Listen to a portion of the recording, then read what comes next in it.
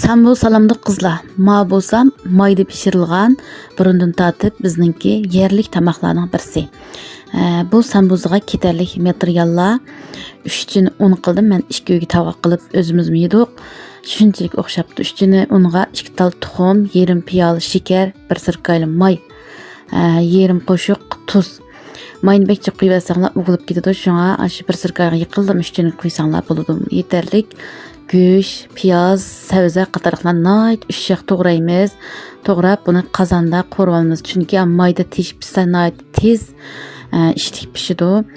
Ham qolmaydi. Buning yetarlik shundaq qiymaga ishlatadigan oqmush, qarmush qatarliq, sira qatarliq narsalarni silib tuz bilan qo'rvolamiz.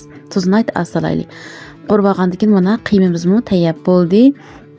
Xemirimizni tayyor bo'libdi. Buni shu mantiq jilt ochgandek mushtaq qilib olamiz. Jiltini ochganda cho'risini ichib, o'ttirini ochmaymiz. Bu jiltimni nepiz qilsak, ishtik ko'pidi ham ishtik pishidi.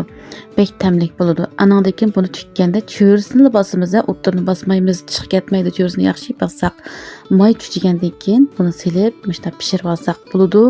Mana yeyishlik bo'lgan, tamlik bo'lgan ko'rkam sambozimizin pişti, iki javurga liqqidi qilib, iki qo'shnimizga tavoq qilib oldik, o'zimiz yedik.